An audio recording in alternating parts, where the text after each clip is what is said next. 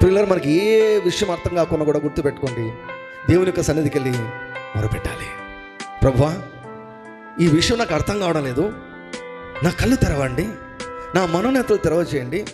ఇర్మియా 33:3 అంటాడు కదా, నాకు మొరపెట్టుమో నేను నీకు ఉత్తరమిచ్చేదను, నీవు గ్రహింపలేని గూఢమైన గొప్ప సంగతులను నేను నీకు చూపిస్తాను అన్నాడు.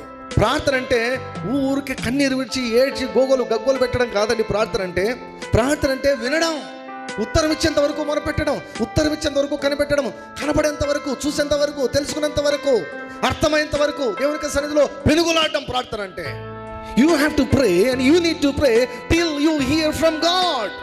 దేవుడి నుంచి వినేంత వరకు, దేవుడు ఉత్తరం ఇచ్చేంత వరకు, దేవుడు విడిపించేంత వరకు ఆయన బాధలు పట్టుకోవడం. కొంచెం దినమంతా చేసేదానికి కుదరదు. నీవు ఏ పని చేస్తున్నా కూడా మొరపెడుతుండొచ్చు, ప్రభువా నాకు చూపించు, నాకు అర్థం కావడం లేదు, why this is not going, ఈ సమస్య ఎందుకు పోవడం లేదు, ఈ రోగం ఎందుకు కదలడం లేదు, ఈ అప్పు ఎందుకు పోవడం లేదు, ఈ వ్యాపారం ఎందుకు వర్ధిల్లడం లేదు, ఎందుకు ఈ ఈఎంఐలు కట్టేదానికి ఇంత కష్టమైపోతూ ఉంది, అనుదిన జీవితం గడిచేదానికే కష్టం అవుతూ ఉంది. What is the reason? నాతో మాట్లాడండి. This is prayer.